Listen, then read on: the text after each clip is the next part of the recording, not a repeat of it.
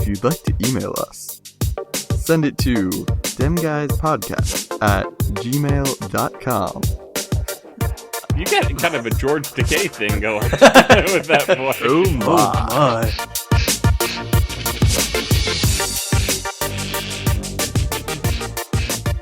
Hey guys, welcome back to another episode of Dem Guys Podcast.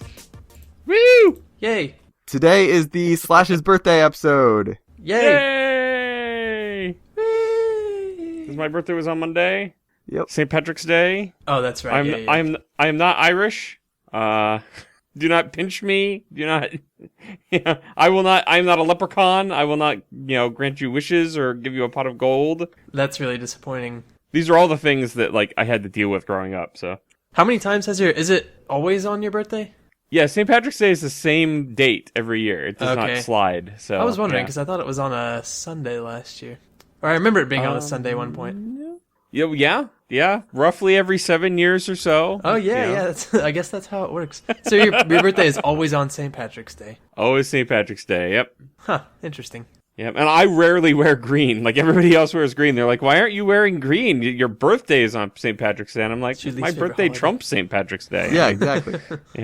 All right. Well, hey, we've got actually quite a bit to try to get through today, so we're gonna plow straight ahead. Drew, what have you been playing recently? Well, I have been playing Minecraft. Big surprise. In Minecraft, if you've been watching either my videos or Snow's videos, you'll have seen there's been a whole thing going on with the guest house at Snow's base. Yes, it's a guest house. Now, yes. Well, somebody, I don't know, either one of you, I don't care, define what the term guest house means to you. Gosh. I'll jump in because I think I did this definition for you guys in the call the other day. Yes, please. But a guest house is generally a house in which a guest stays while they are visiting. Guest is defined as? Guest is defined as a person who does not live there for a long period of time. Generally, maybe a weekend visitor or even a week-long visitor, but then someone who goes to their own permanent residence at the end of that.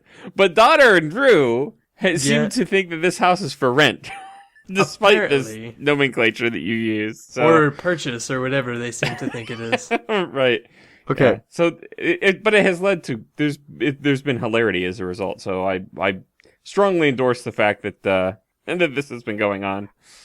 To be fair, I originally did that whole thing of moving in because I expected an entertaining video where Snow would come along and be like, "Hey, what's going on here? Why is this here?" And he'd kick me out, and I thought that'd be entertaining. But he's like, "Okay, I'll accept rent." So yeah. Well, it was the fact that Daudur got up there before Snow had a chance to react and was like, "Hey, no, this is my place." Yeah, I thought that was really funny. I mean, that was fantastic. And so it has ballooned from there. And, yes. And now I have to choose, or I have to incorporate both of them into my, what's it called? My residence, I guess. I don't know. I don't know. I mean, last time I looked, that place didn't look like it was fit for anybody to live in. I didn't think so either. It was made to be a guest house. It wasn't made to be anything for anybody to live in, just to visit in. That's the reason. Know. I mean, maybe you haven't seen recently. I did see recently, but I have not even started. I've been on vacation, which we'll talk about a little bit, but I haven't mentioned it yet. But I did see it. I don't know if the other two have seen it. I saw it on I would Slash's imagine video. Daudur probably saw it too. It'll probably be up by now, maybe. I don't know. We'll see. So to solve the rent problem, we did an abacaving, and that was very entertaining. And Snow's video is up at the time of recording this. Hopefully mine will be too, but I'm behind on editing, so I guess we won't spoil it here. Yeah. Exactly. Right. We can move on to the next thing. Drew, you're excited about the imminent release of Smite. Yes, that is when the podcast comes out. It'll be 6 days. It's the 25th of March. And that's also like Game Vid Expo, right? Yes. Which is the Smite convention. Am I right about this? It's not entirely Smite. But it's being put on by Hi-Rez, who made Smite, and there's gonna be a big Smite tournament and stuff. But it's not entirely Smite. I don't know all of the details, but yeah. Okay. But yeah, the main thing for me is if we had recorded this podcast a week ago, Smite wouldn't even be on my games list. I took a long break from it. But one of my friends, Jack, got me back into playing Smite, and I've decided I really, really want to get to the final level before the beta's over, because you get special stuff and it's sort of like bragging rights, like, hey, I did this before the game was actually out. And I don't know if that's possible with my work schedule, but I'm going to try. Well, good luck. Yeah. Because being able to say I beat the game before the game was actually released is kind of a cool statement to be able to make. I mean, the game has been out for a really long time, and so there are a lot of people, the beta has been out for over a year. Right. That's so ridiculous. A lot of people have hit level 30. And then it's all going to get reset, right? No. You keep your levels? Because the levels don't give you anything. It just means right. I've been playing for this long, and so I'll be matched up against people who accordingly have like as much experience and skill as I do. So it's not going to match like someone who's just starting against someone who's been playing for a really long time. So what does Smite being released actually entail? Like how is that going to affect the gameplay? Honestly, I don't know what's coming with the full release. Okay, yeah, I should put it, I don't definitely know that there's a wipe, but I'm pretty sure it's like that's the whole reason it's a big deal if you're 30 before the beta releases, because you get special stuff, but I don't think it resets your level. As far as I know, I haven't heard anything about that. I don't know, it just seems like a lot of these companies are doing the same thing. We've talked about it before, but the whole early beta thing, and now it's like they beta tested it so much that there's nothing to release anymore. It's just like, yep, now we're in the full version and the game's released.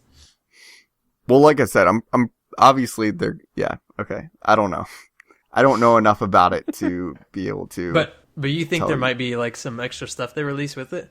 I think it'll be like the big final sort of patch of the game and like add whatever stuff they've been planning into it. And as far as I know, I don't think there will be like a whole bunch of additions after that, but I guess there could be. Mm-hmm. They might continue adding new gods that you can play as and stuff. I really don't know, but I'm still excited. Yeah, I guess. And then very briefly, the other games I've been playing are Call of Duty Ghosts, which I don't need to talk about anymore. It's just multiplayer and it's fun. And then I actually just picked up Assassin's Creed 4 and I've been playing that a ton, and I'm sad to have to put it down, but I want to, as I said, get to level 30 in Smite. But that's way better than Assassin's Creed 3. Like, that Assassin's Creed 3 was a letdown, and so when I saw Assassin's Creed 4, I'm like, there's no way I'm getting this. But I've heard from everyone that it's amazing, and now that I've played it, I can confirm that it is so good. Did you play the second one? Yeah, I played all of them. So was 3 much worse than the second one? Because I really liked the second one. Yeah, the second one was my favorite of all of them. And Assassin's Creed 3 really was, like, there were some interesting parts and some cool additions that they did, but it really, like, the assassin that you play as is just kind of like, I don't really want to be playing as this guy because, but like, I don't know. When I first heard about the ability to play as a pirate in Assassin's Creed 4, I'm like, that sounds kind of cheesy, but it's actually, it's very epic. So. That's good. I mean, I'm glad because like Assassin's Creed 1 was obviously, it had its issues. And then 2, I thought like I said before, I think I still haven't finished it, but I have 3 and I haven't even started playing it obviously because I never finished 2. But once I You realize there are games in between 2 and 3, right? Why would I want to play those though? Like those are the Brotherhood and that stuff. Brotherhood and Revelations, yeah. What are they? Just expansions? No. What are they? First of all, it continues Ezio's story from the. So it's. I don't know. Like to me, it seems like if they wanted me to play a game, then they would name it a full release. They wouldn't name it Assassin's Creed 2 Brotherhood. It's because it is a mini trilogy inside of the whole series. That's true, but it really, especially Brotherhood. There's a lot of stuff that happens in Desmond's story that, like if you really just want to run around and play as an assassin, then I say it doesn't matter where you jump in. But if you want to understand what's going on in Desmond's story, because there is some kind of weird stuff that happens in those, you really should play straight through all of them. I don't know if I have that level of commitment to Assassin's Creed, honestly. That's a lot of games. Okay. The other thing you can do is you can just like go on YouTube and watch something like what I need to know before playing Assassin's Creed 3. I don't know. That kind of cheeses me off. I hate when they do that kind of stuff because it seems like it's an expansion, but if there's actually vital information, that kind of sucks. Yeah. Yeah, I mean, if I would think when you pick up Assassin's Creed 3, if you played Assassin's Creed and Assassin's Creed 2, you know, with that, just those titles by those names. Right. And when you pick up Assassin's Creed 3, if there's additional stuff not covered by those two games that I just mentioned, that should be covered at the beginning of 3. Like, right.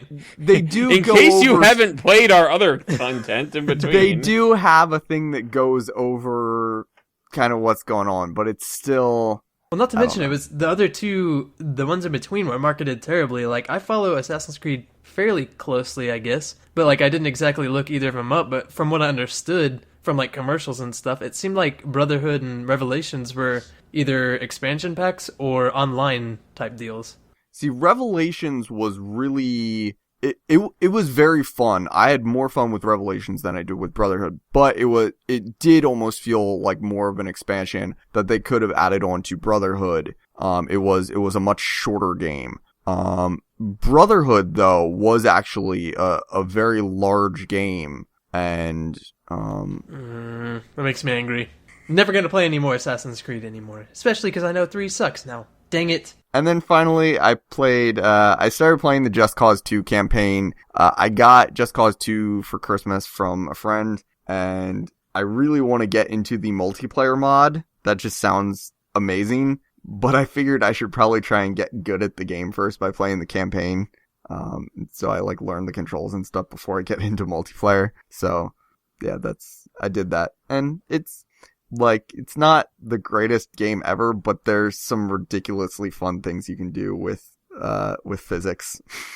So physics is always fun, I guess. That's why Garry's mod is such a big deal right now. Just because you can do, I mean, people have made so many different, I guess, games based on the physics engine. Yeah, I haven't played Garry's mod yet. I have it. I've had it for a while. Have not played it, but now the series that Pause and Good and Badge, and then they've had several different people. NVIDIA. It's supposed to be a video, but apparently he never shows up for recording. Yeah, well, and Old Man Willikers has been with them too. Yeah, that series is awesome. Yeah, Murder and now Prop Hunt. Both of those, I'm like, I want to play those. Well, and they also have the this may be wrong. Is Stop It Slender a Gmod thing? Have you guys seen that?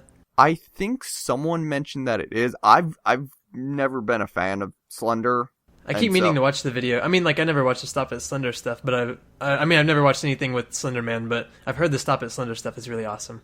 So I'll have to check that out. I don't know if it has to do with Gmod, though. But anyway, that's something I was going to bring up later was it seems like Garry's mod has been out for how long now? It's been out for years. Yeah, and then all of a sudden it just kind of blows up on YouTube. Not really all of a sudden, because really all of a sudden the Minecraft guys picked it up. But it's been on YouTube for maybe a couple of months or whatever, but all of a sudden people are just starting to play it again. It's like, what's going on? I mean, I think even the games they've been playing have been out for a long time. Sorry, I was just going to say, I saw last summer, Pause and Nvidia both had short series where they just played random games on it. Right. And so it's just people get into some of the more popular mini games and then they stop playing it for a while. So it's not just becoming big. It's been big for a while. I mean, it's just the Minecraft guys took a break from it, basically. Well, I guess a couple of them have played it, but now it's becoming big. It's some of the main series on those aforementioned guys' channels. I don't know if you can call it a main series when they've only had 6 episodes. No, the what's it called? The Murder series is on episode 12 or something. Oh, okay. I must be misremembering. I've seen them all. I guess I'm misremembering. Yeah, no, there's quite a few. But I mean, it's a pretty big deal right now. I know they used to have episodes on it, but it's definitely grown in size for sure. Okay. So, Slash, what games have you been playing? Well, I mentioned VBFS earlier. I did a little play Minecraft. I had to laugh. I don't think Beef was recording. I was in a survival games with Beef late one night. probably Saturday night, I think it was. I didn't even realize he was in the game, and I had a horrible start. The only weapon that I had to defend myself was the splash potions of damage. Mhm. So I ended up managing to kill myself with it. Like the actual death message that came up was Matt aka Slash was killed by Matt aka Slash using magic. That's pretty funny. That always seems to happen in those games with the stupid potions of whatever. I don't like. It always seems like when you're on a server and you throw them, no matter what, however far away you are, it seems to hit you. I don't know why. It's like there's always a headwind. Right. Well, you can't be moving forward while you're throwing them forward. That's what I was backing up, but you know what? It was on the dock map, so it was like, vines and jungle trees and stuff everywhere. So it was pretty much inevitable, but. Yeah, it was that or just stand still and let the guy kill me. So I'd rather go on my own terms. Too bad you weren't killed by beef. Yeah, well, that's the thing. Whenever I saw that message come up, and then it was shortly afterward, I saw somebody was slain by vintage beef, and I was like, oh man, I hope he's recording this so that when he posts it, I can comment and go, oh great, my suicide was captured on film. Dude, that's why I was really hoping beef was going to be in this latest UHC because I think his PvP has gotten a lot better from what I've seen. Yeah, definitely. I think it's helped quite a bit of the Minecrafters to be on there. Have a reason to be doing Minecraft PvP more often. Yep. But yeah, that was a lot of fun. And Drew and I played some Doors vs. Zombies recently. That video hasn't been edited or uploaded yet, but that'll be coming out soon. You can I was gonna say I played on there with you just one game, and I haven't been on Play Minecraft for like at least a month, probably more, and I forgot how much fun that server is, so I need to get on it some more. We need to organize some Dem Guys games or something. Yeah, I think we should. I think the three of us need to get on there and do some stuff together. Yep. It's just always a matter. The only time that we've managed to schedule us together for these sorts of things, we're doing this, what we're doing right now. So to schedule more time to do other things, it becomes a little bit problematic. Yeah. We do every other Monday because well, that's possible. Try scheduling stuff with Daudur. You should have seen how long it took Drew and I to get everything. Because, Drew and I have completely opposite work schedules for the most part. And then Daudur is, asleep every time we're off of work. So it was, I don't know how we managed to get a good time to do it, but... Yeah. Let's see. Other than that, I played some Kerbal Space Program. I'm trying to gear up to get a station in orbit around the planet so that I can try and get some manned missions to some of the other planets in the system.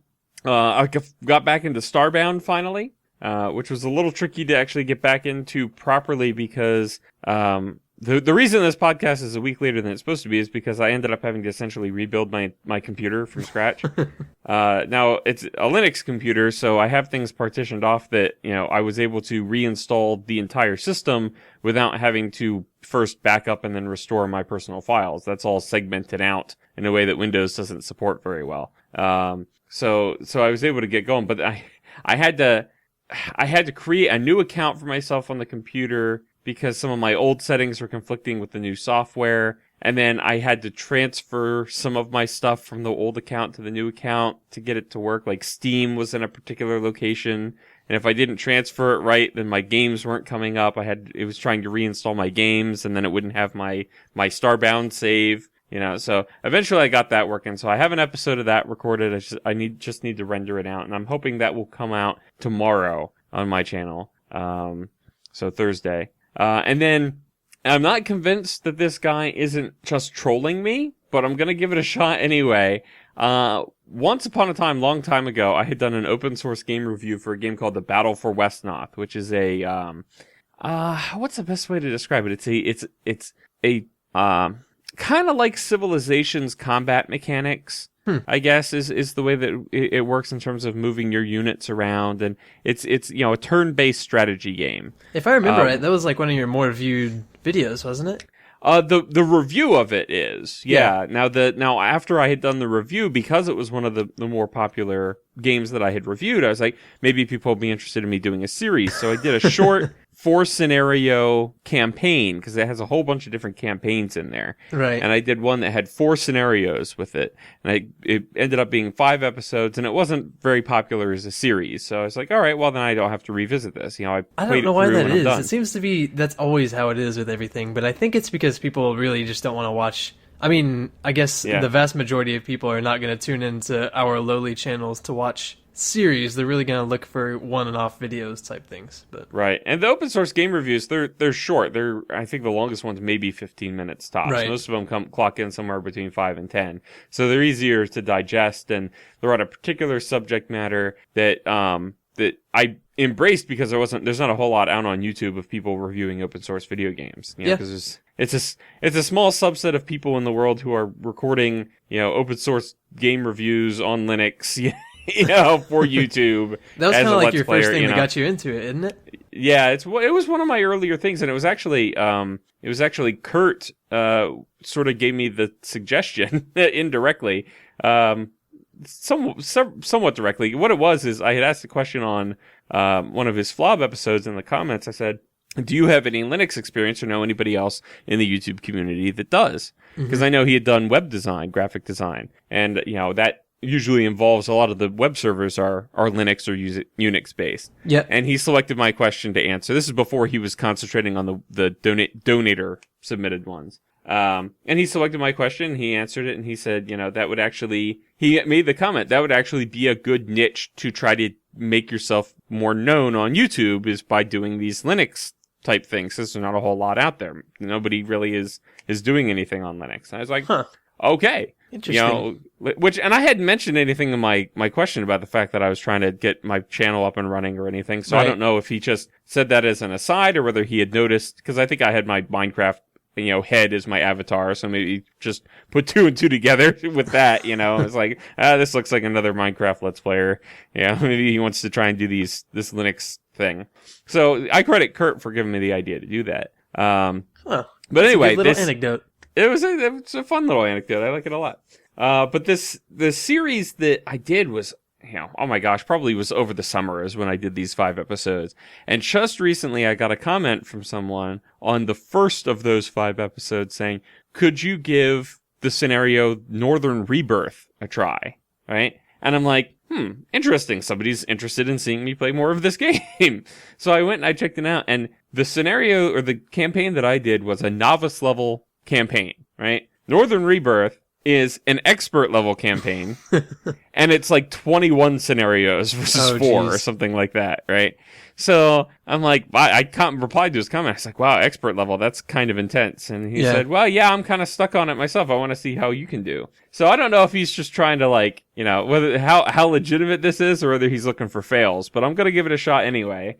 And I actually had recorded some, but then my audio derped up and I didn't get any of the game sounds, so I'm going to re-record that. But I'm taking the approach of, all right, I'm sitting there. It's like Battle for Wesnoth hardcore mode. I'm going to play through this campaign, and when I fail, I'm done. That campaign is over. Ultra hardcore I didn't Wesnoth. make it. Exactly. So that's kind of fun though, because it gets me back into a game that I haven't looked at in a while. So I'm looking forward to getting into that. Hope always to good. get that up on the channel. Maybe next week sometime. So Well, cool. Snowshoe, what have you been up to? You've been busy. Yeah, In we terms of mentioned. in terms of not playing video games, basically. Man, tell me about it. These past couple weeks have been crazy. I feel like I've been gone literally every weekend since the last podcast, and I think every other week I've been gone. So it's like, if you look at my channel, there's maybe 4 or 5 videos a week, and normally, holy crap, man, let's edit that out. And normally maybe there's 3 or 4, and normally there's like 6 or 7. So Right. One thing I've been missing though is the Attack of the B-Team mod. I did a recording a couple of weeks ago, and I left it on a cliffhanger and then resolved it, and then I haven't had any time to record that at all, so I'll have to get Right. back to that. I've been playing a little bit, but I'm in a bad spot where I started a recording. I don't know if you guys have both done this, but I started a recording and then had to stop in the middle because I got interrupted, and then I haven't gone back to it, so I can't actually play the game until I continue recording. Oh no. It's a terrible spot because there's stuff I want to do, but I don't have time. I haven't had time to record it, so I can't Right. continue with the entire mod pack until I continue recording. But anyway, Yeah. So that episode should be up probably already. But the biggest thing that I'm looking forward to that was actually supposed to happen today, but I screwed up on the scheduling, is the Snow Madness contest. You guys are both Yeah. entered. Yeah, so it's. Yep. I haven't mentioned it. I guess it came out. Was it before the last podcast? Did we talk about it? Yeah, we talked about it on the last podcast. Okay, good. Yes. Yeah, so we've already talked about the basics of it, but pretty much everybody who enters is going to get a team, and that team is going to play in the March Madness tournament, which is NCAA Basketball Championship Tournament, which is technically it's starting tomorrow, which is the 18th for us, but I'm not going to count those games because it's a stupid thing where they have 2 games that are really kind of part of the tournament, but not really part of the tournament. So I think it's 4 games actually. It's called the first 4. It's stupid, but they call it the first round now. And so that's when I thought the tournament actually started. Anyway, the tournament really starts on Thursday. So we'll have everybody's teams assigned by Wednesday after those games have taken place, and I'll get to figure out what are the 64 teams that are actually going to be in the tournament. But as of right now, we have 17 people in the competition, which is almost the perfect number, but one too many. So I'm going to kick somebody out. No, I'm just kidding. No.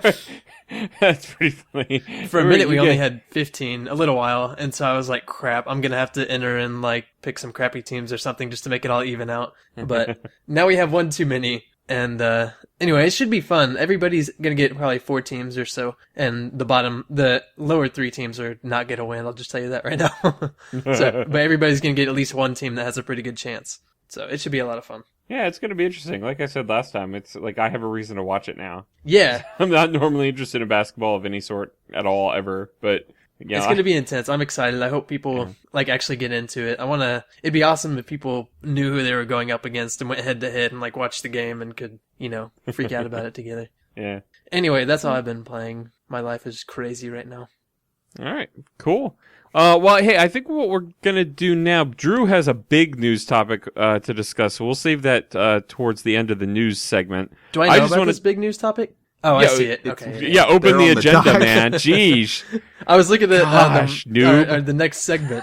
It was blank. I was like, oh, is there a secret? I got excited, but now I'm less than excited. Most likely parts of that conversation will get edited out because it'll take forever.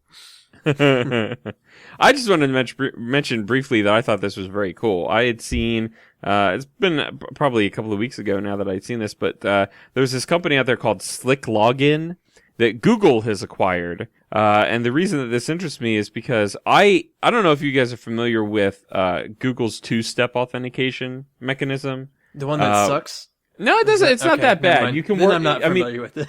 it causes a little bit more headaches than not using it.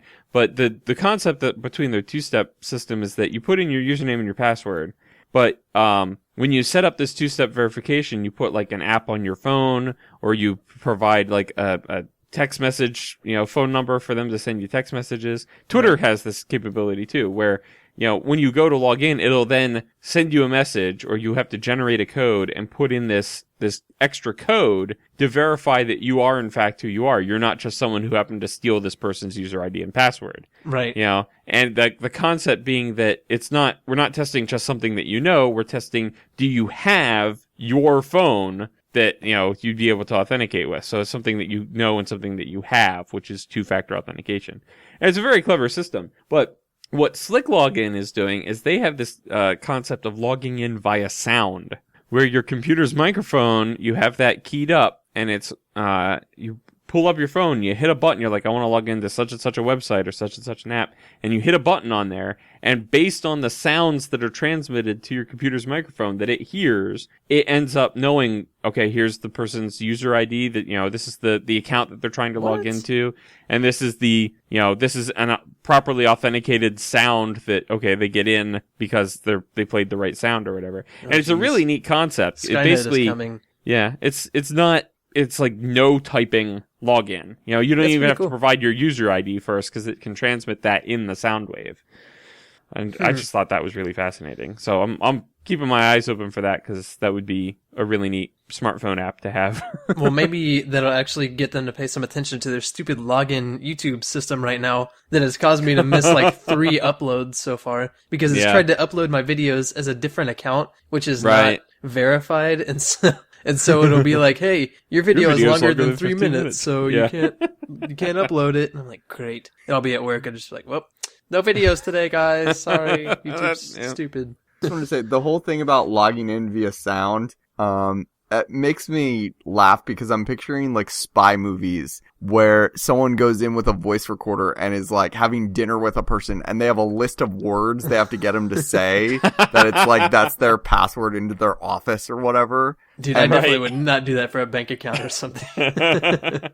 Well, I think that's a hilarious image, first of all, what you're talking about there. But I think the concept is less that you have a specific sound that you use over and over again. I think it's just like these things generate, a sequence of numbers. It's like a 6-digit code that you have to type in. I think it generates a sound, and what sound it generates changes based on the time. And it's like tied to your personal ID plus the time plus some algorithm generates some sound. So it's not like the same sound every time. Exactly. So you wouldn't be able to record that sound and replay it and get back in because that sound is only valid for like a 30-second window or something. Would you have to be like, doo doo doo doo?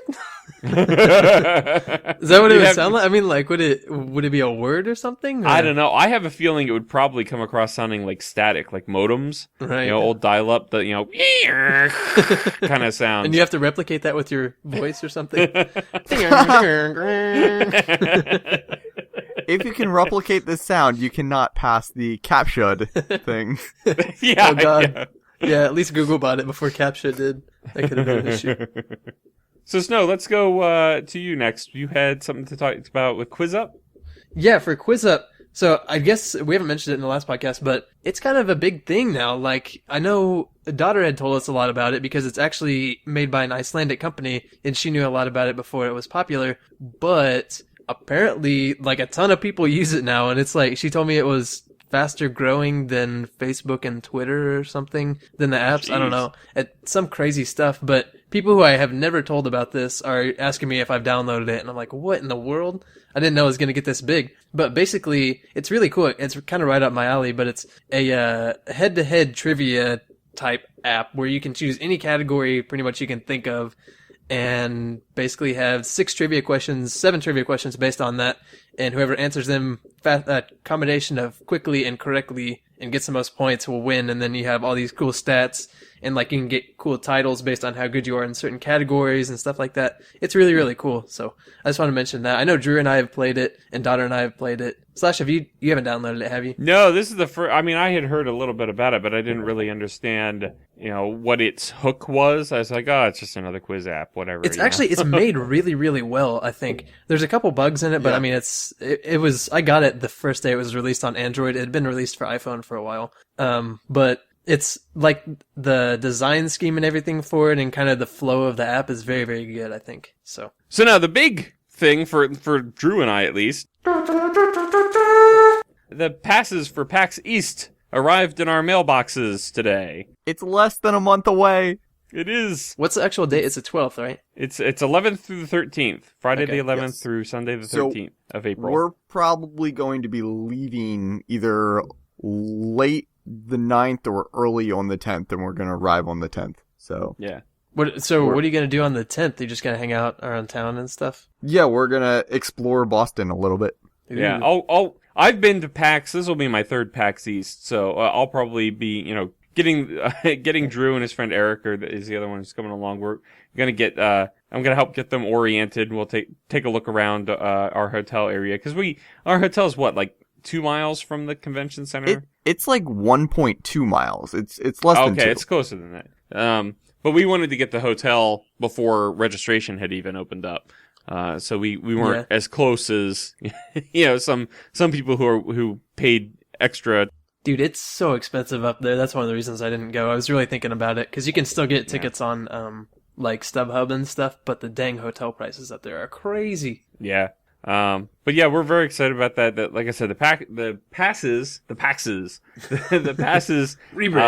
just got in the mail today. The schedule came out like on Thursday, something like that. Yeah, so about a week ago. Yeah, and there's some very exciting things on the PAX schedule. Not the least of which is Saturday morning. The Mindcrack group is having a panel, and I was shocked. I didn't realize how many Mindcrackers were actually going to be there because when PAX passes first went on sale back in like October, because that's just how it works. Yeah.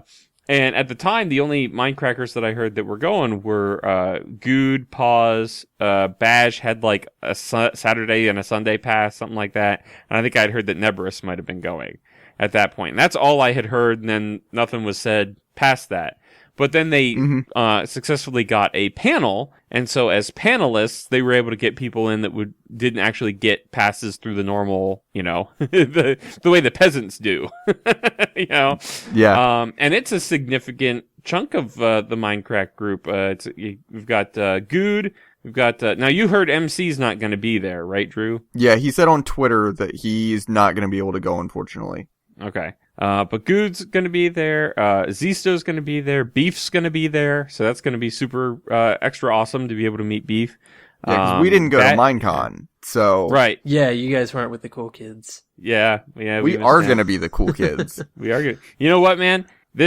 I got to talk to a bunch of the Minecrackers at PAX East last year, and it's, I think, a lot easier to have conversations with them at PAX than it would be at Minecon. Yeah, that's one of the reasons I'm going to the Play On Con thing, but we'll talk about that eventually later. But yeah, let's see. Beef, Bash, Jay Sano is going to be there. I haven't met him yet, so that'll be cool. Nebrus, BTC, Seth Bling, and Pause. They're all going to be there. So it's a big group. My favorite thing about the panel list was that it listed, besides their Minecraft names, it listed everybody's first name except for BTC's. It just said Blame. Right. Which we thought was is hilarious, really because, well, there are a couple of first names that I didn't know ahead of time. Like, most of them I know at this point, but, like, I did not know that Zisto's name is Tyler, and I did not know that Bash's name is Martin. Those were the two that I did not know ahead of time. But yeah, it goes through, and it's like, Martin, W92 Bash, Jeff, J719, Chris, Nebrus88, Blame the controller. And I did get a kick out of Vaughn. Somebody had posted on the Minecraft Reddit, he's like, saying that they thought it was hilarious and adorable how BTC is avoiding giving out any part of his name as part of this. And Vaughn goes, oh, he changed his name legally to Blame after he left the military and he was doing YouTube full time. And then parentheses, he's like, this is not true, but I'm looking forward to seeing someone quoting it as truth later on. So I'm just waiting, because I'm sure I'm going to hear that at some point in the future from somebody. The other big thing, I guess mainly for you, but I'm excited to watch it, and I'm also planning on vlogging a lot, so hopefully I'll get a recording of it, is Kerbal Space Program Tournament. Yes. And how do you do a Kerbal Space Program Tournament? That's part of the intrigue. I'm guessing. I don't know. Like, there's a Minecraft tournament as well, and there is PvP in Minecraft, but it seems to me most Minecraft competitions are build related. So I'm guessing it's some sort of, you have to do this in a certain amount of time, and it's just be creative and build some sort of spaceship. Yeah, I think, well, with the Minecraft tournament last year at PAX East, that was the one that was associated with Feed the Beast. Remember, they had that sort of Skyblock-esque map where you spawned in with very little resources. You had to make your way to another portal, and then you had to make your way to the main temple. Yeah. And, like, different parts of the temple asked for different things. Like, you had to provide one with a fully charged, red power battery or something, And then once you completed all of those, then you succeeded. And the tournament was to see who could complete that the fastest out of all the entrants. So I don't know what they're planning on doing for a Minecraft tournament this year. I hadn't heard any details of what they're going to do about that, and it's possible, I won't hear anything until we actually show up when we ask, what's the Minecraft tournament? But yeah, the Kerbal Space Program tournament, this would be a little optimistic of me, but I'm kind of hoping that it's the first public look at their NASA, sanctioned custom scenario that they've been working on. Because one of the things NASA really wants to try to do in the relatively near future, we're talking space program terms, so years out, but is they want to try to capture an asteroid into Earth orbit so that they can, basically make it almost a station of its own, and be able to go up and do, all sorts of scientific tests on it, do, mine into it and find out what exactly is it made out of, and, get all sorts of measurements on it, because we don't have that much information about asteroids other than they're rocks floating in space. And so NASA actually talked to Kerbal Space Program, because there are so many guys in the space program at NASA that love Kerbal Space Program, and that play it in their spare time. Like, these are guys that they build rockets for a living, and then they build rockets for, entertainment. But they actually talked to them to see about getting a scenario built into Kerbal Space Program where you would end up having to construct a craft that could go out and capture an asteroid into Kerbal orbit for study. And I've got my fingers crossed that they'll have enough of that done for PAX East that we'll be able to get a first look at it, and that'll be the tournament. Like, who can capture an asteroid into Kerbal orbit first? You're setting yourself up for failure here, Slash. Well, yeah. Failure and or disappointment. Who knows? Yeah, that's the problem. It's going to be something... I mean, from what I remember of what people have said, the Minecraft tournaments have been pretty So, especially since... I mean, I guess it would be Kerbal Space Program actually... Like, who makes it? What's the company Squad. called? Yeah, so it would be them actually putting on the tournament, right? I would imagine so. If it's them, hopefully you have a chance. But if it's like PAX trying to do it, could be a little sketchy. Yeah, and unfortunately, like, I haven't seen anything from Squad, nor have on the schedule it just says Kerbal Space Program Tournament, and that's all you get. So it'll be interesting to see what they come up with there. But I'm definitely interested in whatever it is. I feel like I'm almost certainly going to enter it because I love playing that game, and the very concept of trying to play it competitively intrigues me. Yeah. Whatever end that might come to. Yeah. So Kurt's not going, is he? No, unfortunately not. I think Kurt has stated that he has interest in attending a PAX, but I don't think he's going to go to East first. Well, I think he's been his to intent Prime. is to go to Prime. Or Yeah, has he been to Prime? Yeah, he last did? time. Okay. Yeah, so I know that, and that was fairly recent. He doesn't travel a whole lot, so... Yeah. Alright, so Slash, you had some stuff you wanted to talk about. Not really news, but just some fun stuff that you found, so... Yeah, just throwing some random stuff out there. The first thing I got a big kick out of, and I know, Snow, you'd get a kick out of this too if you haven't gotten a chance to see it yet, but Zisto, like a couple of weeks ago, had tweeted out a link to a YouTube video that was titled The Worf of Starfleet. and it's the Wolf of Wall Street parody that uses a bunch of scenes from Star Trek The Next Generation. So that link will be in the description, and that is that I got a big chuckle out of that one. They did a fantastic job. With how ridiculous the Wolf of Wall Street was, I can only imagine. Yeah, they did a great job taking scenes from TNG and sort of, creatively editing it to provide certain impressions of what may have been going on at those moments. So I was a big fan of it. It actually put me in mind of a lot of the at the end of each season of TNG, they would put together a blooper reel to show for the cast at the wrap party, and a lot of times the editors would have some fun taking lines or scenes that were filmed that actually made it into the episodes, but recutting them together and splice across episodes to take on the context to make it seem like they were talking about completely different things. That's pretty funny. And sort of along those lines, going into the next thing, is I wanted to throw out sort of an idea / challenge that I don't know how exactly we want to implement this. I'll just throw it at you two, and you can let me know, what you think you want to do. But the whole family has been watching a lot of Star Trek: The Next Generation, and really been enjoying it. And I watched, I've seen all of the original series and all of the movies and stuff, and I'm was really into everything through Next Generation. I sort of fell off a little bit with the series that followed, didn't follow those as closely. But I'm very well versed in the original series and Next Generation content. And so I thought it'd be fun to throw out like a trivia challenge sort of thing, that if you guys wanted to try and come up with questions to stump me with, that we can try on a future episode of the podcast. And I wanted to throw it at the listeners as well, but I had the conundrum of, if they submit these questions to the podcast address, then there's the likelihood that I would be able to see it ahead of time and look it up if I didn't know. And I want to avoid that as a possibility. I don't want, anybody to think that I had the ability to predetermine my answer. I want to have to answer these on the spot. Right. Well, if anyone's listening, one way we could do it is they could just direct message Drew or I, and we could do it that way. But I don't know if they'd want to do that. Nobody sends me messages. No, you could do it that way, though. I don't know how else. If you have any other ideas. Yeah. That's probably about the only thing that I can think of. If you have us on Skype, you can send us a message there. That's true. That's true. So however you want to, if you have something, Star Trek, the original series, or Next Generation, trivia question that you would like Snow or Drew to throw at me in a future podcast, try to stump me, get in contact directly with them, however you manage to do so, whether it be a YouTube message or, whatever. All right, well, speaking of questions that may stump us, we actually have quite a few questions from you listeners to go through. We have 3 nice transition. Yeah, thank you very much. 10 out of 10 would listen to again. We had 3 people submit questions and some submitted multiple questions. So we're going to try and go through these a little bit more streamlined than we might otherwise, because we don't want to take up too much of the end of the podcast here trying to answer questions. So here we go. We're going to start off with Rexonite.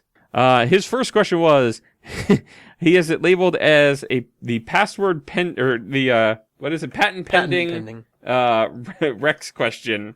And that is, my computer just froze up. There we go.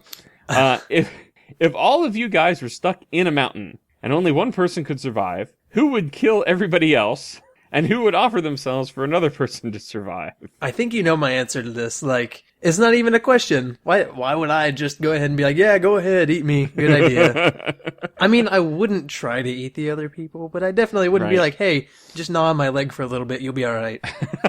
I think I'd rather all of us die from starvation. Yeah, I think if it came down to that sort of situation, I don't know. I could see myself being devious enough to try to not overtly, take anybody out for the purposes of food, but maybe encourage certain dangerous scenarios. Right. Like, why don't you stand under that precarious looking boulder in the corner of the cave over there, and while I jump up and down and yell a lot. Right. And then, oh no, an accident has happened. Well, they are dead. Let's make the most of it. See, it's such a morbid thing to consider. I mean, I just hope that I'm never in that kind of situation. For me, whenever it comes to these scenario questions, I always have questions about it. Like, how exactly are we trapped? Like, are we just put in this room, or was there a cave-in somewhere? Because maybe we could try and dig our way out. For all intents and purposes, there's no other options, I'm sure. Yeah. You either have to kill each other or die. Okay. I mean, I would not want to revert to cannibalism. The only reason What do you mean revert? Like, have you done it before? Not revert. What's the term for that? Resort.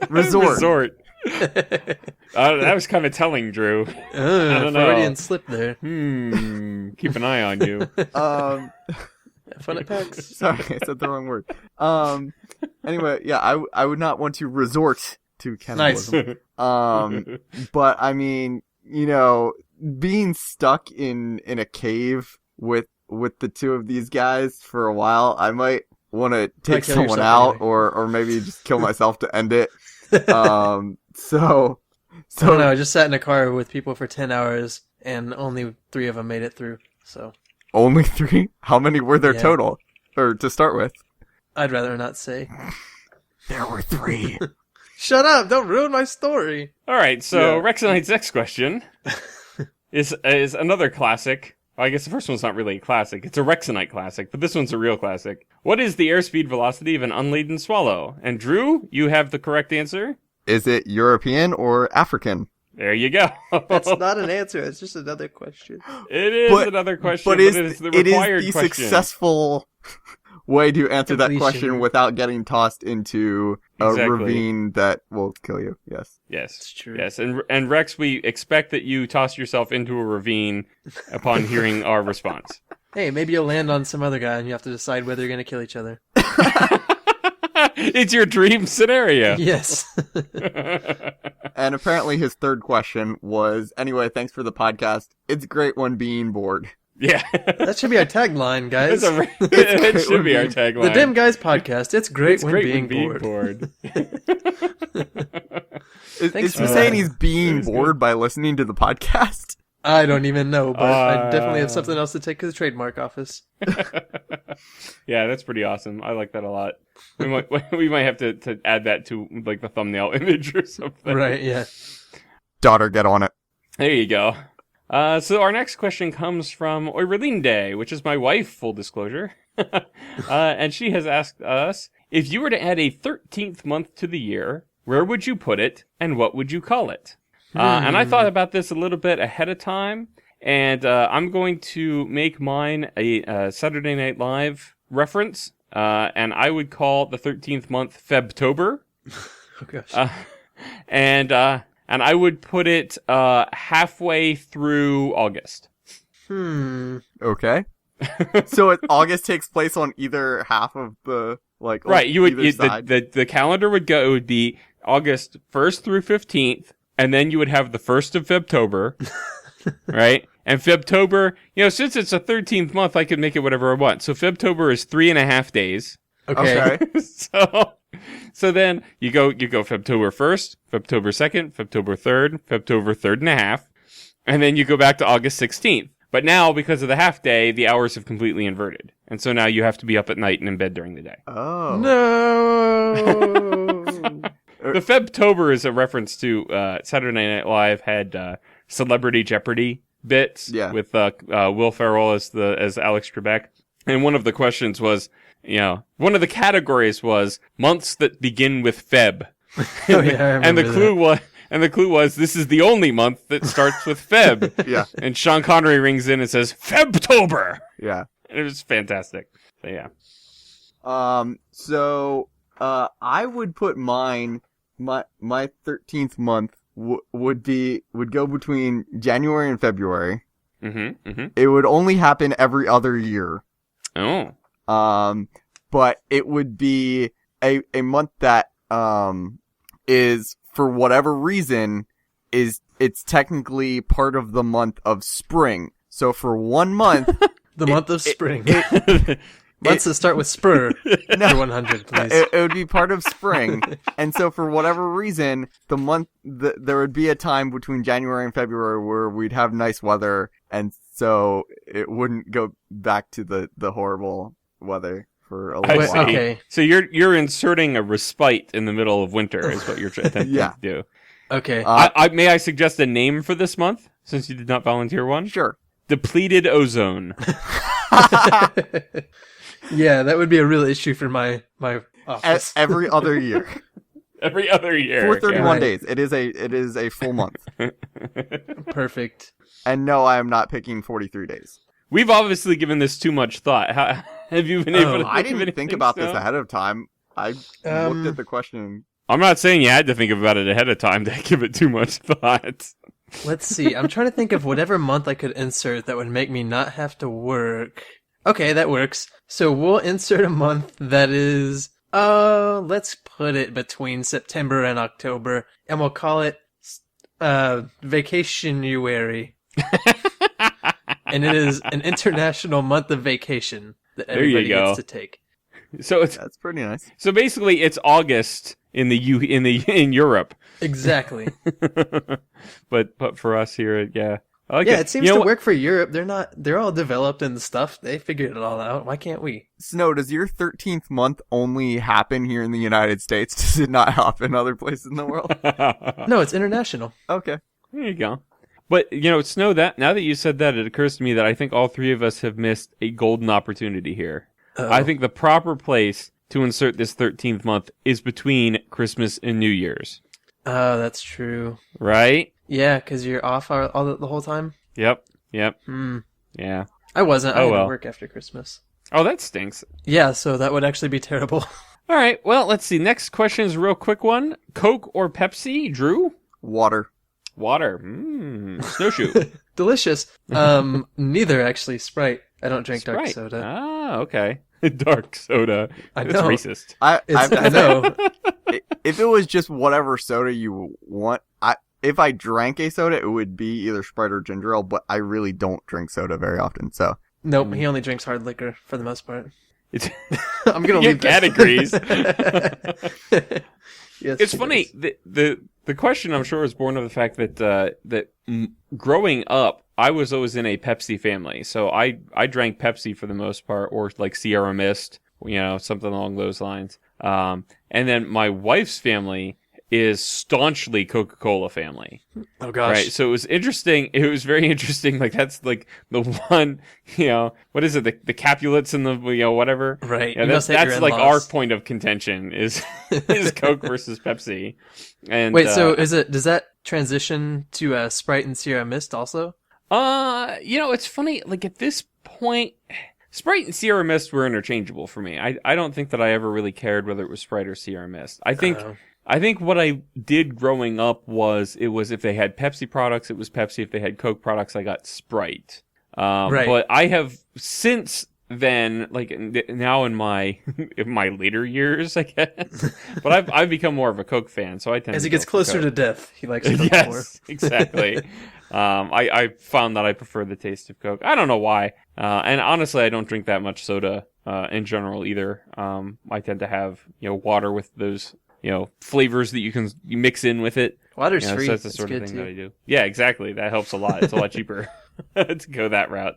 All right, and the final question from Oiralinde is, what is the most annoying thing about Minecraft? I thought that was a very interesting question. Because a lot of times it's like, what feature do you most want to see, or whatever. What do you like the most? But what do you find the most annoying in Minecraft? Let's start with Snow this time. Okay, my answer for this is easy, but it's not something anybody can fix, really. And we've been experiencing it on the server a little bit, it's starting to pick up, but is whenever you're on a multiplayer server and nobody plays, it drives me crazy. I hate that.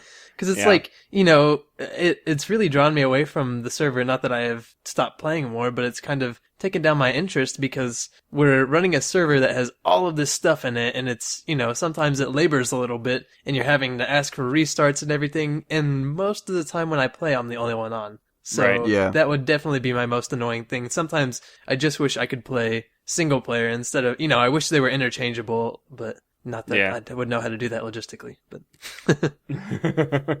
What about you, Drew? The lack of rare blocks. There used to be a whole bunch, for strongholds and stuff. That it was you could only get them by discovering one, and now they're making it so they're craftable. Like I think the only non-craftable or just basically unlimited because you can find it anywhere in the world. Block is like cracked stone now. Diamond block is a rare block.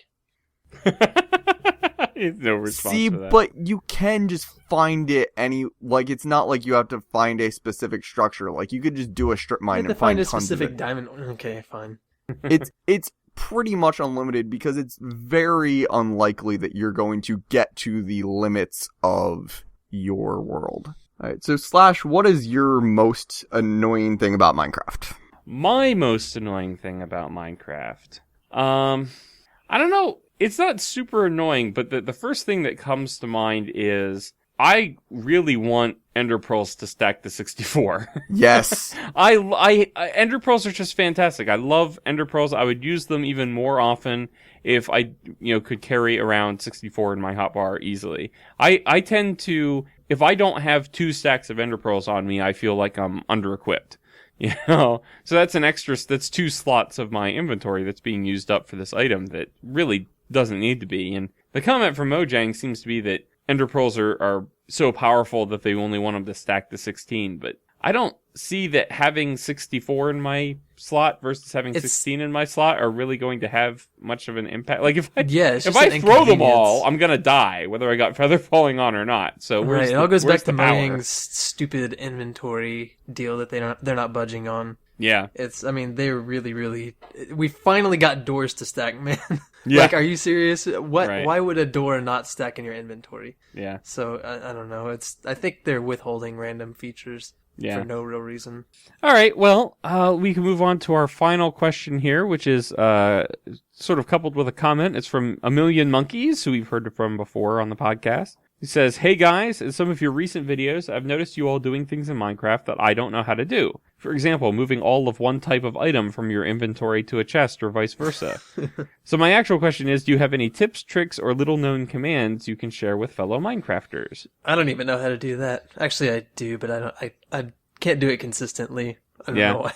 It's that mechanic of, double-clicking your entire inventory of, like, sand, for instance, from your personal inventory into a chest. It's a kludgy way to do it, because the only way that I can get it to work is picking up a stack of something else and having that on my cursor, and then shift double clicking on the thing that I want to transfer. I usually forget about it, and I just go across my inventory and just click while holding shift. See, I don't know very many like little tips and tricks, but I will say whenever they added the click dragging thing, that was like one of my favorite. That was a big Minecraft. game changer. That it has made crafting and inventory management and all of that so much easier. Well, I mean, just the other day, whenever we had to do some division into 3 separate parts, it was like super easy. You didn't have to click one at a time or anything. Yeah.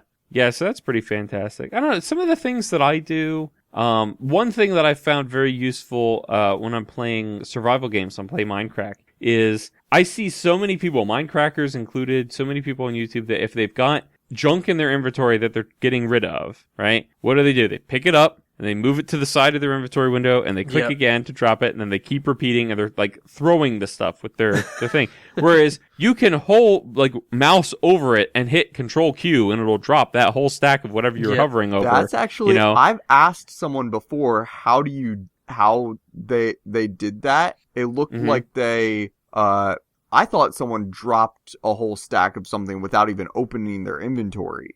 Well, you can drop it off your hotbar if you've but just Control Q it from there. Q. Okay, why? I asked someone about that because I saw them do it, and they're like, I don't know what you're talking about.